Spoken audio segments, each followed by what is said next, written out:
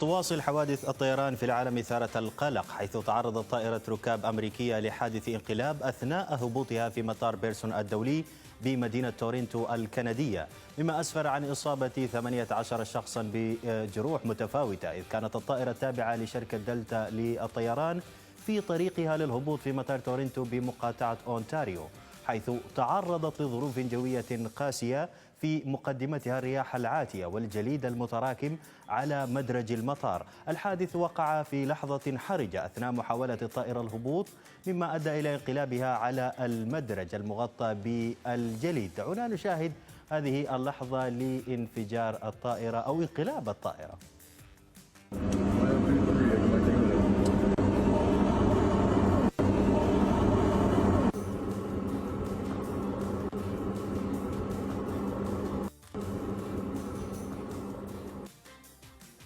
هكذا كان الحادث، وأكدت السلطات الكندية إصابة 18 شخصا في الحادث، بينما تم إجلاء جميع الركاب البالغ عددهم 80 شخصا من الطائرة بشكل سريع.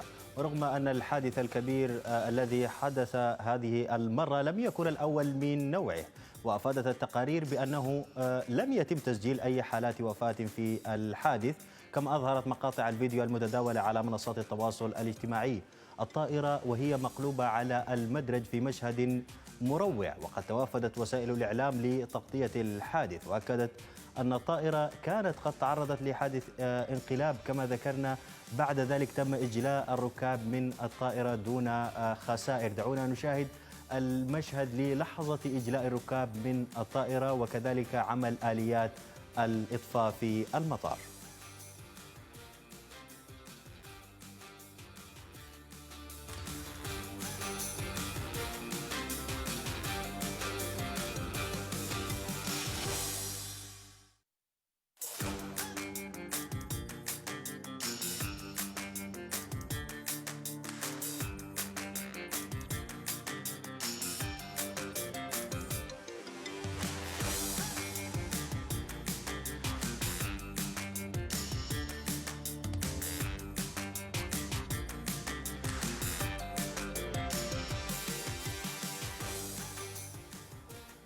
هكذا كانت اللحظة التي تم فيها إجلاء ركاب من الطائرة. تفاعل رواد مواقع التواصل الاجتماعي مع هذا الحدث، ولا زالت التقارير تجرى حتى الآن، ولم تعرف الأسباب التي أدت إلى الحادث ولا حتى الظروف الجوية التي حدث فيها الحادث التي وصفت بأنها قاسية جدا.